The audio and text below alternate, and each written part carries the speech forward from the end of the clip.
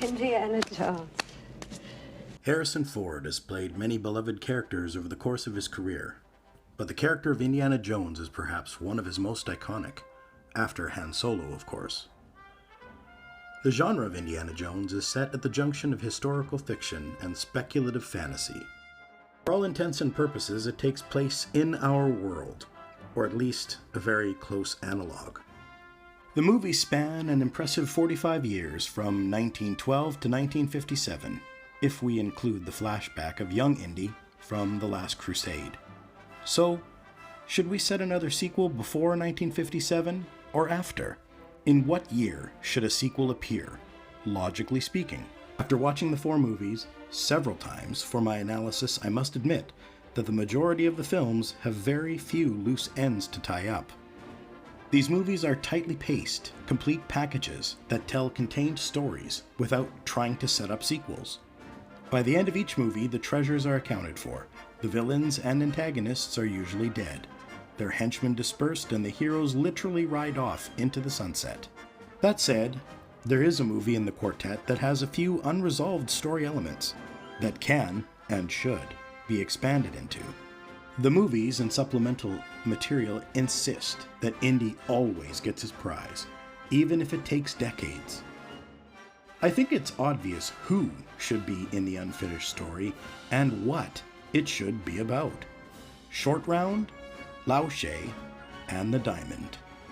In the beginning of Temple of Doom, Indy trades the ashes of Nurhaci to a gangster named Lao She for a diamond that may or may not have any archaeological importance. Sources outside the movie claim that this diamond is the Peacock's Eye, taken from the throne of Alexander the Great. Lao She does not want to give up the diamond, so he tries to offer gold coins in exchange for the ashes, but Indy insists upon the diamond. Reluctantly, Lao She reveals the diamond, and the two men trade treasures. In celebration, Indy takes a drink of his white wine, which causes Lao She and his sons to begin laughing. Lao She then asks for the diamond back. Lao and his sons continue laughing, and Lao pulls out a vial of clear liquid. A fight breaks out, and the diamond is lost amid the chaos. Willie manages to find the antidote, and she stashes it in her dress. Indy and Willie jump out the window to escape the club, and they land, serendipitously, in the back of a cab, driven by Short Round. The 9-year-old boy is a friend of Indy's, so he drives them to an airfield, and all 3 board a plane. This movie is important, as the double-crossing Lao She did not meet his end on screen. This leaves the door open for another run-in. The Kingdom of the Crystal Skull, love it or hate it, is helpful in narrowing down when another movie logically takes place. I propose that Crystal Skull is the cutoff point for Indy's adventures. He reunites with Marion and gets married. While this event isn't a promise to the audience that the heroes live happily ever after, it does give Indy a satisfying conclusion to his character arc. If we can all agree that additional adventures really shouldn't take place after 1957, then what we are talking about is a middle installment, which is fitting, seeing as the events from the Temple of Doom occurred in 1935, preceding those of Raiders in 1936, even though Raiders was released first in 1981. So how do we land on an exact year? The first 3 movies were conspicuous in that they all occurred before World War II. This makes sense, as traveling freely would be very dangerous during the war.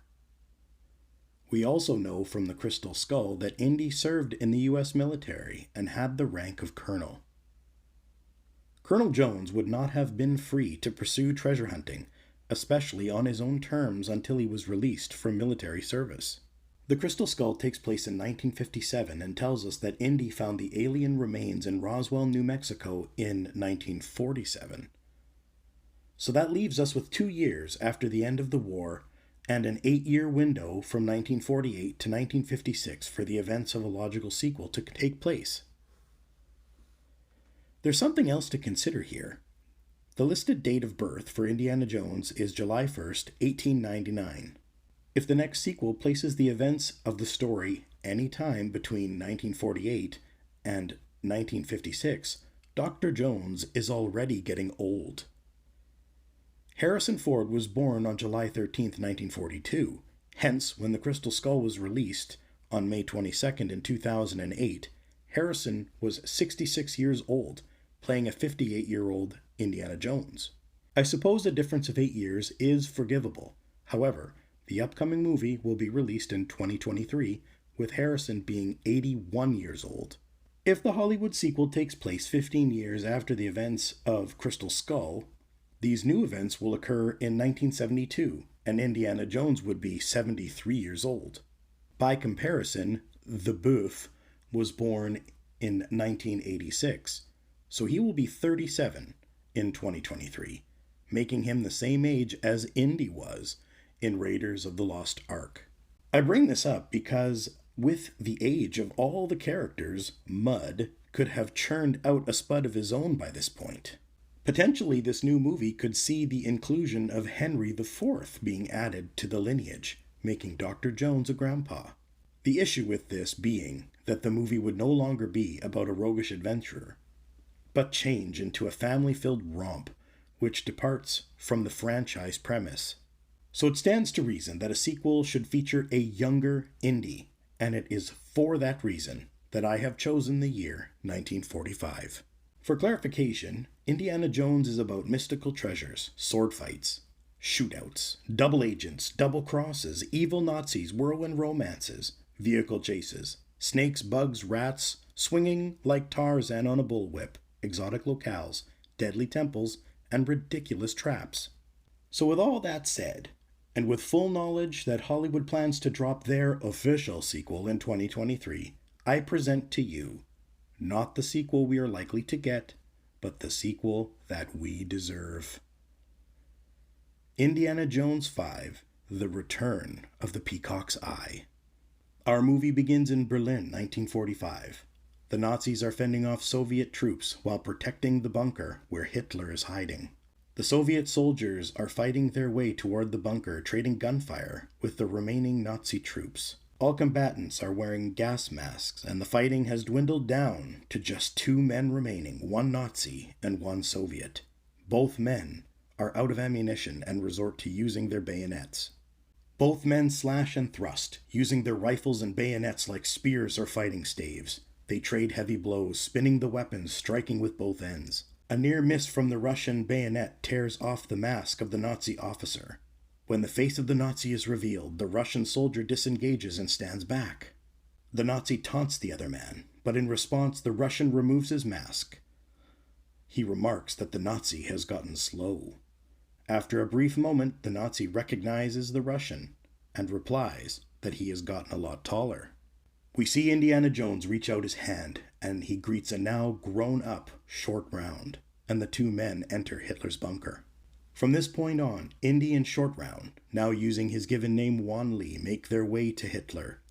Indy was in disguise as a Nazi with orders to capture Hitler alive. The pair confront Hitler, and the briefest glint of recognition flashes in the eyes of the Führer before the poison he swallowed makes him breathe his last. As Hitler crumples to the ground, Allied soldiers flood into the bunker and retrieve Hitler's corpse. After Colonel Jones is debriefed by U.S. intelligence, Wan tells him that he knows where Lao She has hidden the Peacock's Eye.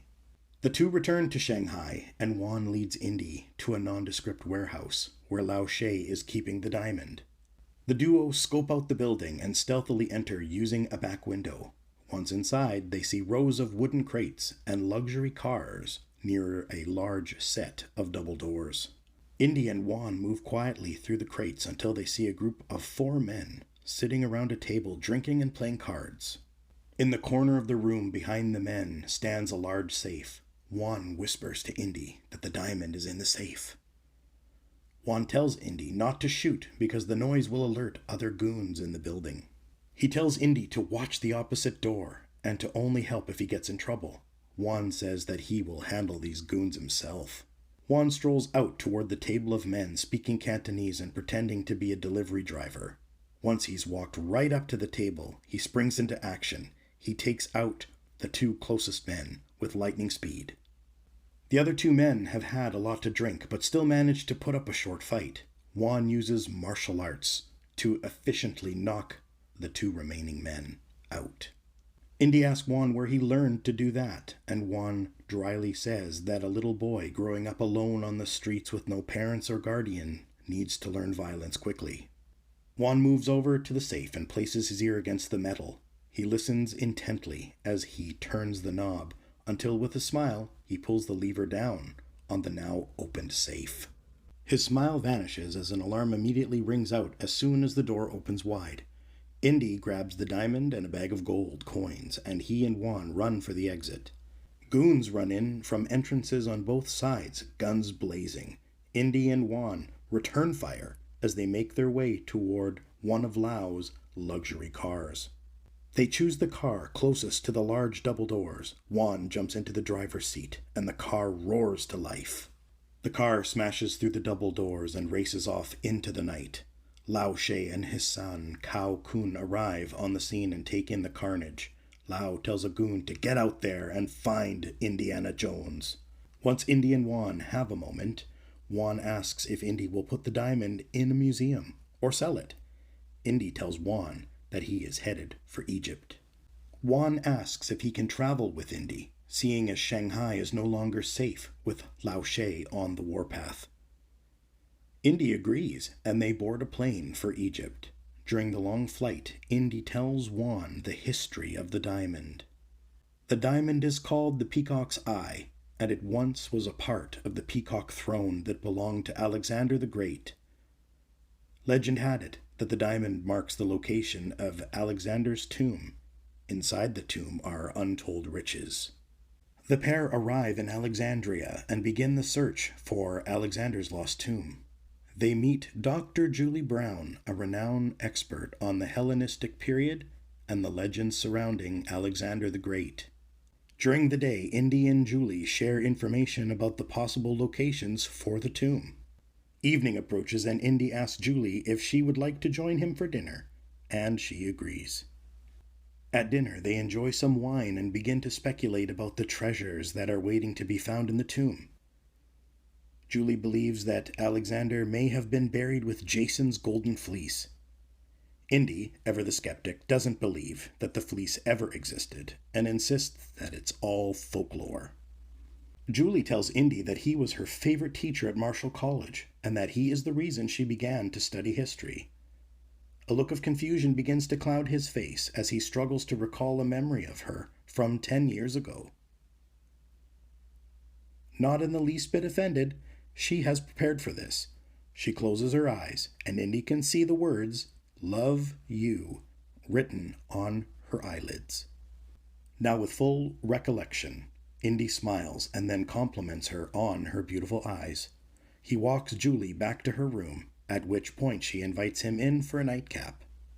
Later, as Indy is leaving Julie's room, he is attacked by Lao She's goons and Cao Kun. Indy manages to get the upper hand and puts a gun to the head of Cao Kun. Indy tells the goons to back off when Lao She appears and tells Indy to drop the gun. Indy has no intention of doing that until he hears a hammer click behind his head. From the corner of his eye, Indy is shocked to see the gun is held by Juan. Juan tells him to put down the gun. Indy asks Juan why he's doing this, and he tells Indy that Lao is holding his wife hostage. The goons break into Julie's room, and the company starts off to find the lost tomb. Julie relays the myth about Alexander being lifted to heaven by two griffins. Indy and Julie secure a hot air balloon and rise high above Alexandria.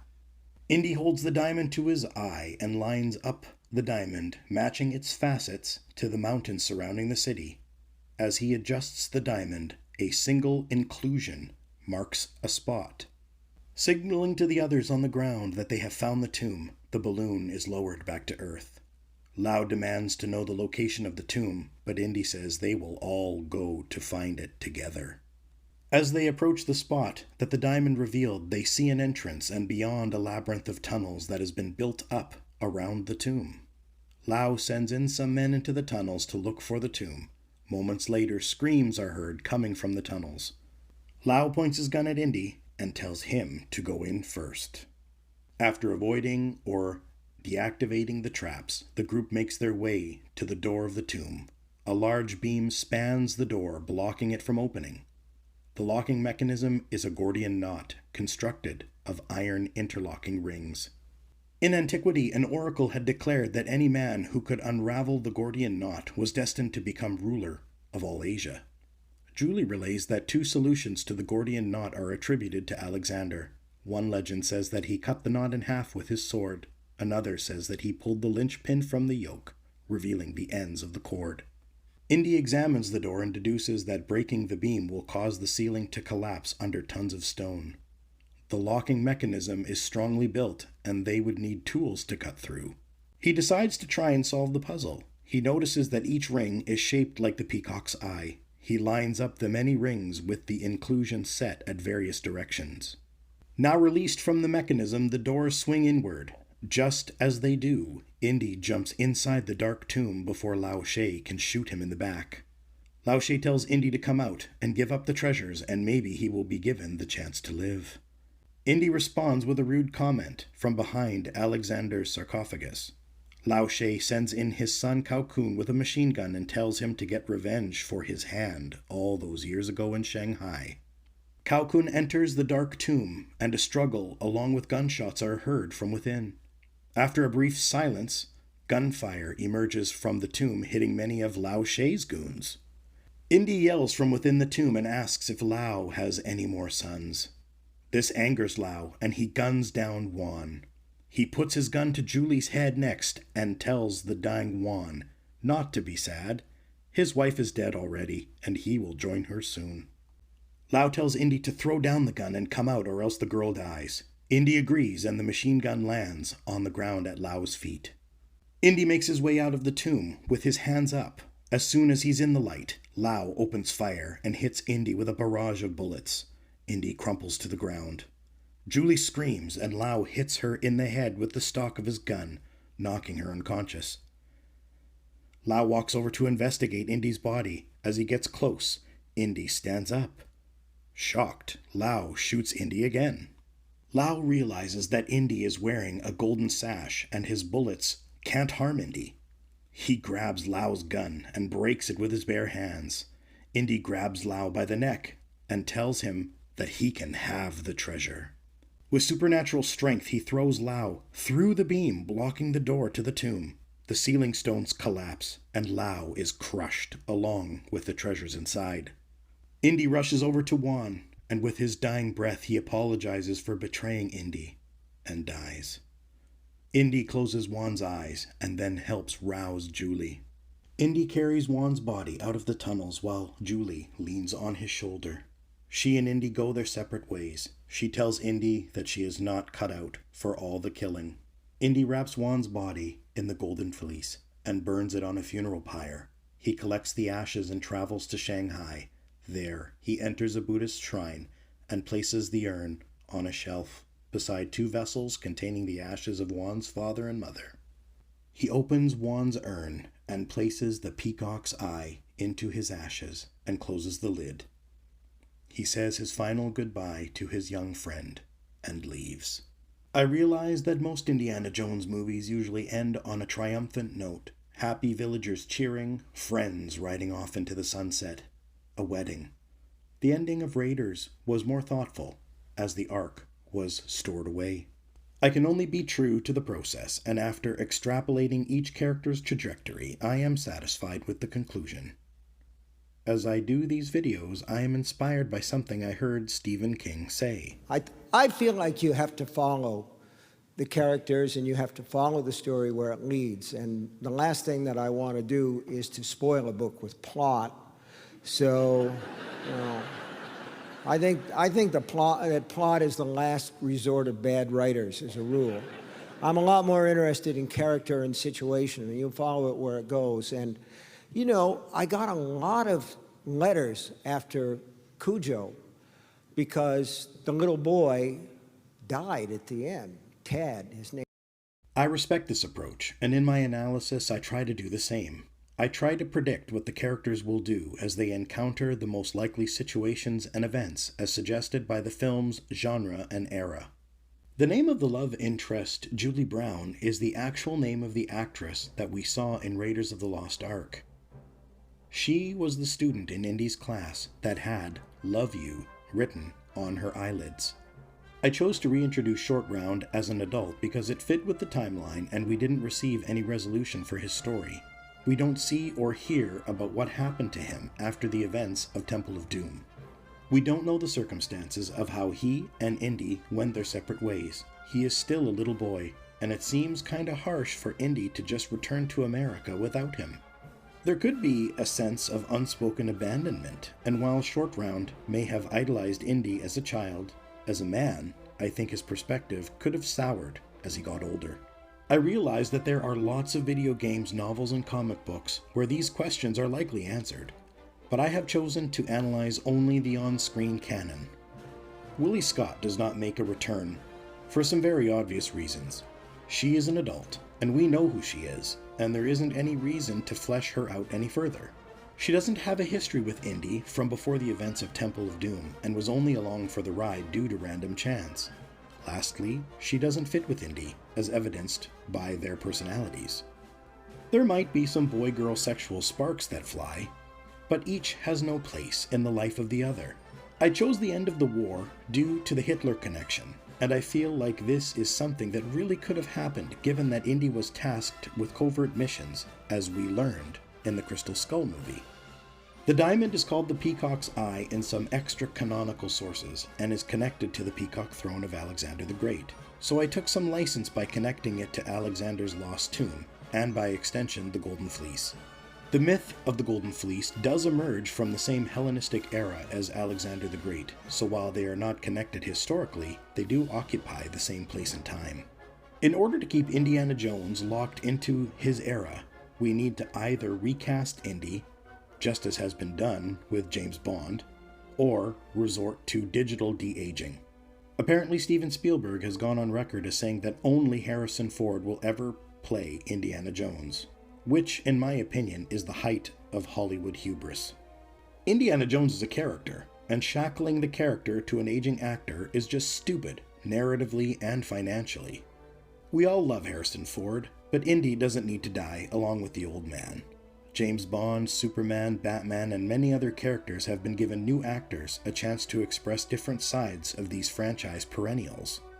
With each recasting, a new generation can discover these timeless icons, and changing actors will ensure that each portrayal is strong and vibrant. The internet is filled with Chris Pratt deepfakes of Indiana Jones and Han Solo, and I gotta say they look pretty good. I think it is way past time for Harrison to hand off the old fedora. Going back to the Crystal Skull, I did not enjoy seeing geriatric Jones shamble and shuffle about from one action set piece to another. The inclusion of the Boeuf in this movie as the younger, more energetic sidekick was basically running up the white flag on stunts that Harrison, or a stunt double, would have been doing in the past. We are seeing this trend in Hollywood where old actors, especially action stars from the past, are adding self-aware lines about aging into their scripts. I'm calling this out right now. Just because an actor says, "I'm too old for this shit," doesn't mean we as an audience should give them a pass. Getting old is a part of regular life. Most of us go to the movies to escape our boring day-to-day, so that we can indulge in the magic of incredible places and young, beautiful people. Indiana Jones is not some thinky character piece that is dealing with the loss of youth for an aging hero and how that affects him and those he loves.